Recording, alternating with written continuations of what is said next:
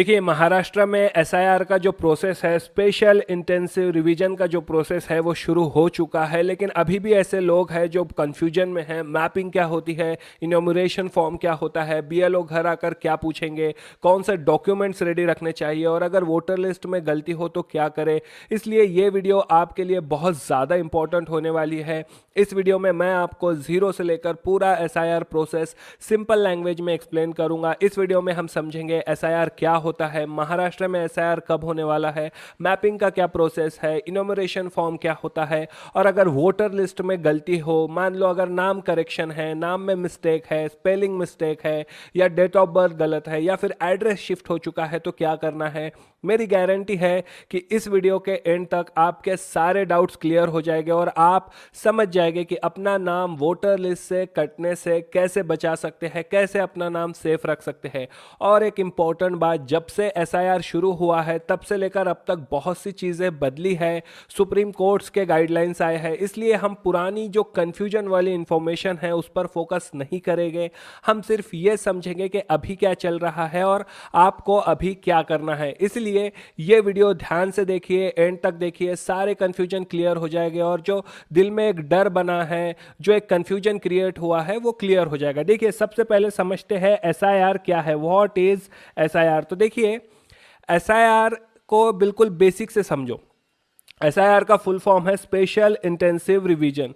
ठीक है, special intensive revision of electoral roll, जो मतदार यादी है उसका स्पेशल इंटेंसिव रिवीजन। देखिए, सिंपल लैंग्वेज में ये एक स्पेशल वेरिफिकेशन प्रोसेस होता है जिसमें वोटर लिस्ट को वेरीफाई और अपडेट किया जाता है।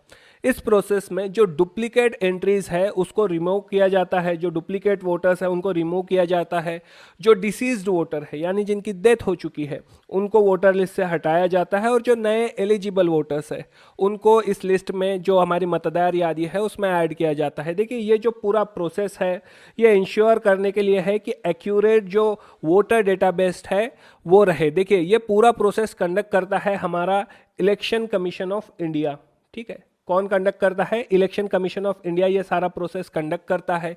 तो इसका एक लीगल बेसिस है। देखिए, वैसे तो हर साल जो वोटर लिस्ट है वो अपडेट होती है, लेकिन हर 20 साल में एक बार जो डीप वेरिफिकेशन है, डोर टू डोर जाके वेरिफिकेशन जो करना होता है वो इलेक्शन कमीशन करता है।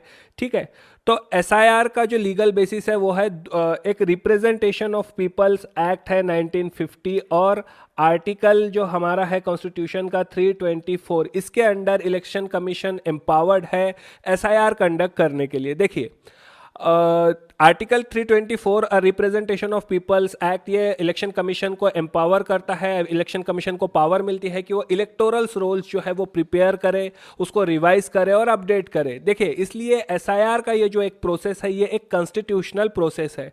महाराष्ट्र में जो एसआईआर हो रहा है, अब एक इंपॉर्टेंट सवाल है कि महाराष्ट्र में एसआईआर अभी क्यों हो रहा है। देखिए, महाराष्ट्र में अभी पहली बार नहीं हो रहा है, इसके पहले भी एसआईआर हो चुका है, और अभी भी हमने देखा है कि बिहार में, बंगाल में, ये अभी जो एसआईआर का ये नेक्स्ट फेज चल रहा है। इसके पहले कुछ स्टेट में हो चुका है।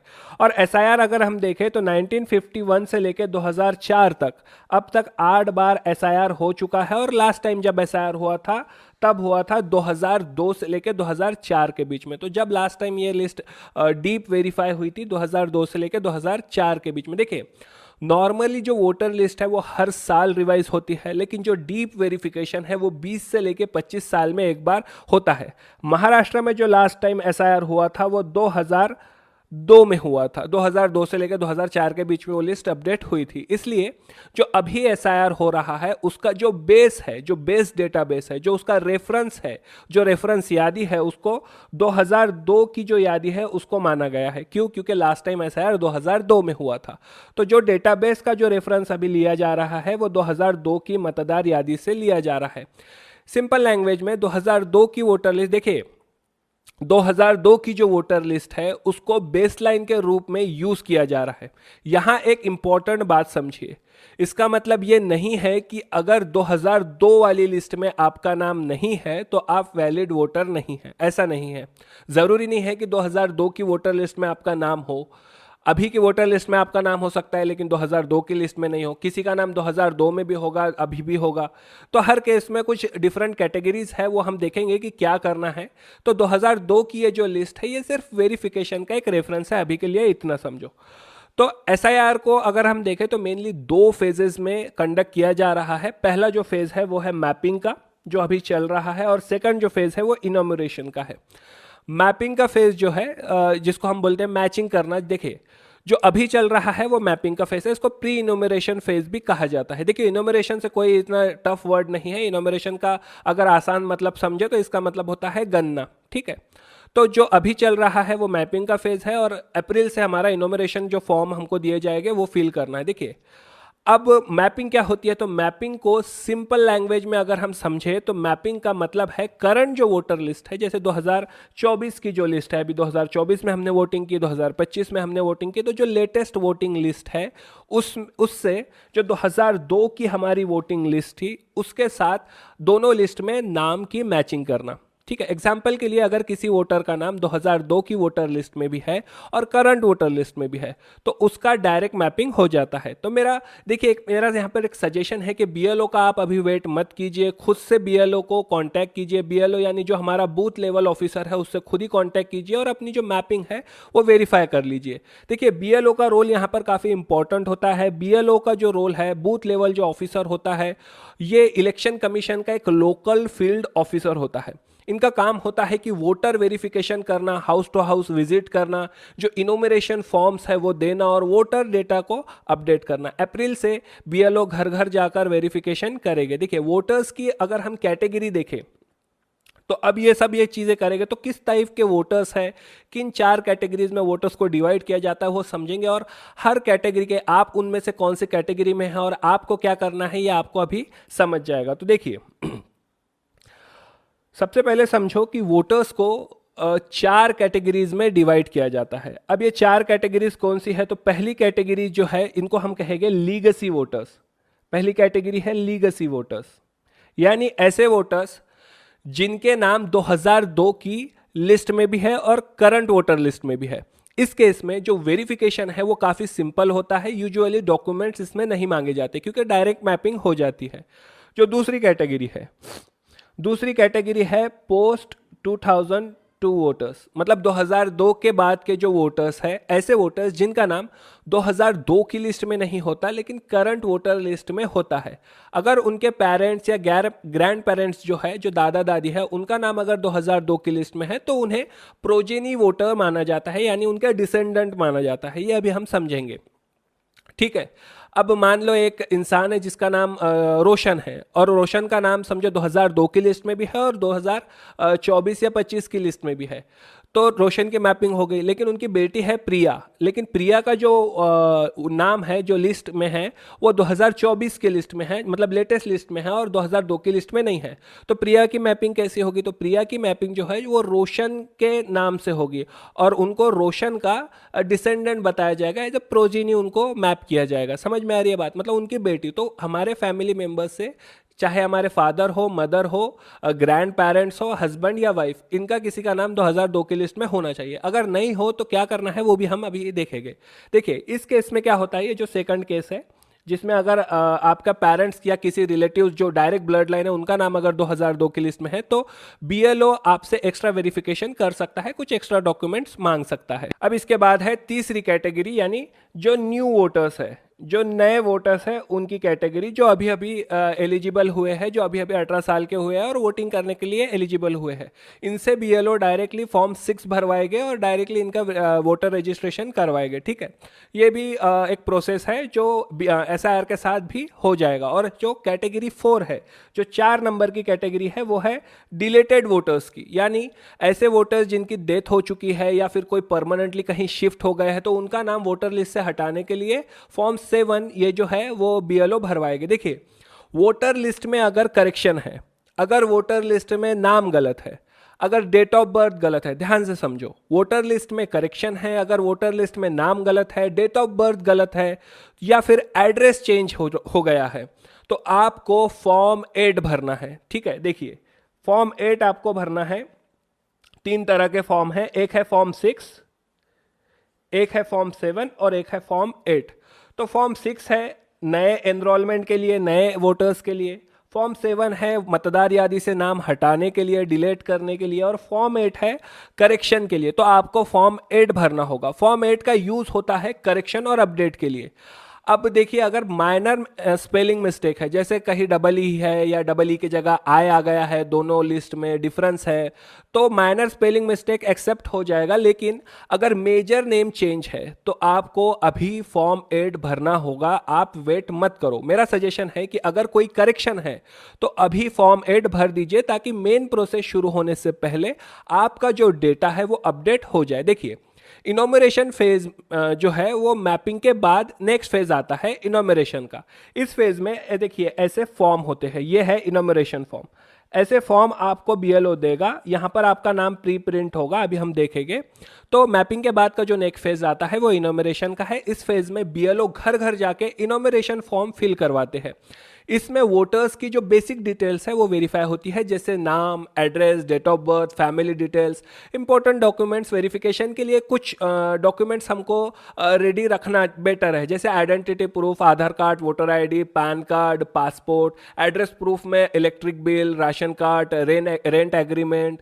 और फिर एज प्रूफ में बर्थ सर्टिफिकेट या फिर स्कूल सर्टिफिकेट। देखिए, अगर दोनों लिस्ट में आपका नाम है और वो मैप हो चुका है तो जनरली आपको एक्स्ट्रा डॉक्यूमेंट्स नहीं मांगे जाएंगे। लेकिन अगर कुछ डाउट है तो बीएलओ को अगर कुछ डाउट हो रहा है तो वो एक्स्ट्रा डॉक्यूमेंट्स मांग सकते हैं वेरिफिकेशन के लिए। इस तरह का ये इनोमरेशन फॉर्म होगा। यहां पर आपका नाम पहले से प्रिंट होगा और ये कुछ डिटेल्स आपको भरनी है। हम कैटेगरी वाइज से देखेंगे कहां कौन से हमको इंफॉर्मेशन भरनी है। जैसे ये ऊपर का जो डेटा है, यहां पर आपका नाम पहले से प्रिंट होकर आएगा। ठीक है, सारी चीजें यहाँ पर क्यूआर कोड होगा, यहाँ पे आपकी पुरानी फोटो होगी और यहाँ पर आपको नई फोटो लगानी है। इसके बाद आपको ये डिटेल भरनी है, ये वाली। यहाँ पर आपको अपनी अभी की सारी डिटेल भरनी है। ये जो भी डिटेल है, जैसे आधार नंबर ऑप्शनल है, mobile number, date of birth, father's guardians name वगैरह, उनका एपिक आईडी, मतलब जो वोटर आईडी नंबर है। उसके बाद मदर्स नेम, उनका एपिक आईडी। अगर हस्बैंड है उनका या फिर वाइफ है उनका यहाँ पर डिटेल भरनी है। ठीक है, इसके बाद आपको ये जो दो कॉलम्स है, एक ये और एक ये, यहां पर क्या करना है। देखिए, अगर आपका नाम 2002 की लिस्ट में भी है और 2000 अभी मतलब जो लेटेस्ट लिस्ट है उसमें भी है, ये इस तरह का फॉर्म है।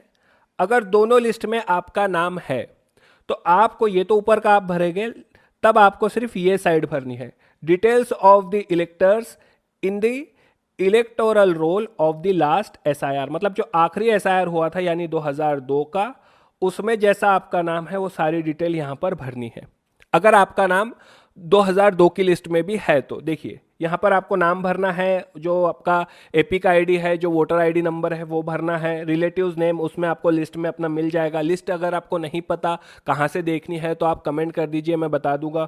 उसके बाद यहाँ पे रिलेशनशिप, डिस्ट्रिक्ट, स्टेट और एसी नेम यानी असेंबली कॉन्स्टिट्यूएंसी नेम आपको यहाँ पर फिल करना है। और यहाँ पर एसी नंबर जो आपका असेंबली कॉन्स्टिट्यूएंसी नंबर है, और पार्ट नंबर और सीरियल नंबर, ये आपको यहाँ पर भरना है जो 2002 की लिस्ट के हिसाब से। अब मान लो आप करंट वोटर है, अभी की लिस्ट में आपका नाम है, लेकिन आपका नाम पुरानी लिस्ट में नहीं है, 2002 की लिस्ट में नहीं है। तब आपको जब ये बीएलओ फॉर्म देगा तो ये सारी चीज़ें तो ऊपर जैसी की वैसी होगी। यहाँ आपको अपनी डिटेल भरनी है और तब आपको यहाँ नहीं भरना है कुछ। ठीक है, तब आपको जो आपके रिलेटिव्स है जिनका नाम 2002 की लिस्ट में है उनका डिटेल यहाँ भरना है। ठीक है, 2002 के अकॉर्डिंग। मान लो details of the relatives whose name is given in the previous column in the last SIR, मतलब जो आखिरी SIR हुआ था 2002 में, उनका डिटेल आपको यहाँ इस फॉर्म में यहाँ भरना है।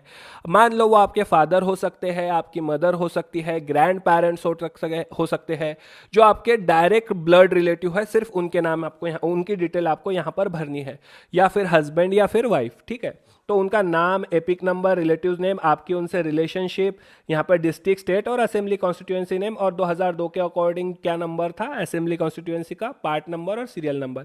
ये सारी चीज़ें आपको करनी है दोनों कंडीशन में। अब मान लो कोई ऐसा है जो कहीं बाहर रहने चला गया है, तो आप उनके, आपका भाई है या फिर बहन है, जो भी आपके रिलेटिव्स है, उनकी भी डिटेल आप भर सकते हैं। सिर्फ यहाँ पर आपको जो फैमिली मेंबर्स है जैसे मदर फादर उनकी साइन यहाँ पर करनी होगी। अगर आप खुद के लिए कर रहे हैं तो आपको अपनी यहाँ पर साइन करनी होगी। ये दो कंडीशन आपको ध्यान रखने हैं। अगर आपका नाम 2002 की लिस्ट में भी है और अभी के लिस्ट में भी है तो आपको ये साइड भरनी है, ठीक है, 2002 के डेटा के हिसाब से। और अगर आपका नाम 2002 की लिस्ट में नहीं है लेकिन अभी के इसमें है तो आपको ये साइड भरनी है।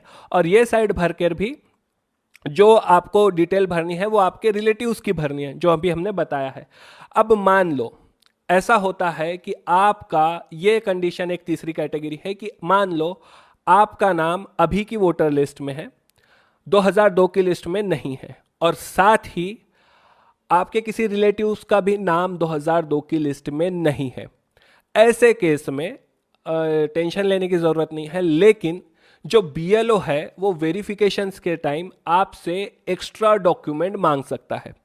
अब वो एक्स्ट्रा डॉक्यूमेंट्स क्या हो गए, देखिए उनको आपको शो करना पड़ेगा। इसमें कुछ एक्स्ट्रा डॉक्यूमेंट्स है, 12 सेट्स ऑफ डॉक्यूमेंट्स है, जिसमें आपका जो प्रॉपर्टी डॉक्यूमेंट भी मांग सकते हैं अगर आपको सिर्फ प्रूफ करना है। जैसे डोमिशियल एक बहुत इंपॉर्टेंट डॉक्यूमेंट है कि आप यहीं के रहवासी है करके। तो ऐसे कुछ डॉक्यूमेंट्स है वो आपको रेडी रखने हैं। तो मेरा तो ये सजेशन रहेगा तो आप पहले ही बीएलओ से कांटेक्ट कर ले, उनसे जो भी मैपिंग है वो करवा लें और इनोमरेशन फॉर्म के लिए रेडी रहे। तब आप ये प्रोसेस कंप्लीटली मतलब सिंपल तरीके से हैंडल कर पाएंगे। अगर लेकिन एकदम टाइम पर अगर आप ये चीज़ करेंगे तो तब बहुत ज़्यादा कन्फ्यूजन क्रिएट होगा और डॉक्यूमेंट्स अरेंज करने के लिए टाइम नहीं होगा, ठीक है। अब मान लो ये सारी प्रोसेस हो जाती है, इनोमरेशन फॉर्म सबमिट हो जाता है, तब क्या होगा, बीएलओ आपसे ये फॉर्म कलेक्ट कर लेगा और फिर उसके बाद आपको ड्राफ्ट रोल प्रिपेयर किया जाएगा, ठीक है। जब ड्राफ्ट रोल प्रिपेयर किया जाएगा, जो ड्राफ्ट मतदार यादी प्रिपेयर की जाएगी, अगर उसमें आपका नाम नहीं आता है तो किसी कारणवश अगर आपका नाम नहीं आता है तो आपको नोटिस मिलेगी और आपको कुछ डॉक्यूमेंट जो ईआरओज है या एईआरओज है जैसे इलेक्टोरल रजिस्ट्रेशन ऑफिसर, इनके अंडर में आपको नोटिस मिलेगी और वो आपको एक्स्ट्रा वेरिफिकेशन के लिए डॉक्यूमेंट्स मांग सकते हैं। उसके बाद भी अगर आप वेरीफाई नहीं कर पाते हैं तो उसके बाद जो फाइनल जो वोटर लिस्ट है वो आने के बाद, फाइनल इलेक्टोरल लिस्ट आने के बाद आपके पास 2 अपील बचती है और उसके बाद आप डायरेक्ट डीएम के सामने फर्स्ट अपील कर सकते हैं और उसमें भी अगर आपका नहीं हुआ तो फिर सेकंड अपील आप डायरेक्ट जो चीफ इलेक्शन ऑफिसर है उनके सामने अपनी सेकंड अपील कर सकते हैं। देखिए ये एसआईआर एक प्रोसेस है, हमें किसी भी कंट्रोवर्सी में नहीं पड़ना, एक लीगल प्रोसेस है तो उसको लीगली हमको हैंडल करना है। अपने डॉक्यूमेंट्स रेडी रखो बिना किसी पैनिक के, बिना किसी टेंशन के, अभी से इस प्रोसेस में लग जाओ, इसको सीरियसली लो वरना आपका नाम वोटर लिस्ट से जा सकता है। माइनर मिस्टेक्स है तो अभी से क्लियर कर लो। और मेरा ये सजेशन है कि आप अभी अपने बीएलओ जो है आपके एरिया का उनसे कॉन्टैक्ट करो और उनसे जो भी डिटेल्स है मैपिंग करवा लो और जो भी उनसे डिटेल्स है अगर वो बोले कोई डॉक्यूमेंट तो अभी से अरेंज कर लो। और देखिए जो ये फॉर्म्स है, फॉर्म 8, फॉर्म 6 और जो फॉर्म 7 है, ये आप ऑनलाइन भी भर सकते हैं, ठीक है। voters.eci.gov.in पर भी आप करेक्शन फॉर्म ऑनलाइन भर सकते हैं या फिर अपने बीएलओ के पास जाकर भी आप ये फॉर्म भर सकते हैं, ठीक है। तो अगर आपको कोई भी डाउट हो तो बिल्कुल कमेंट कीजिए और जो भी अपडेटेड इन्फॉर्मेशन इस पर होगी वो हम वीडियो के माध्यम से लेकर आएंगे। और अगर आपका कोई डाउट है तो कमेंट कीजिए। अगर आप एग्जाम्स की तैयारी कर रहे हैं या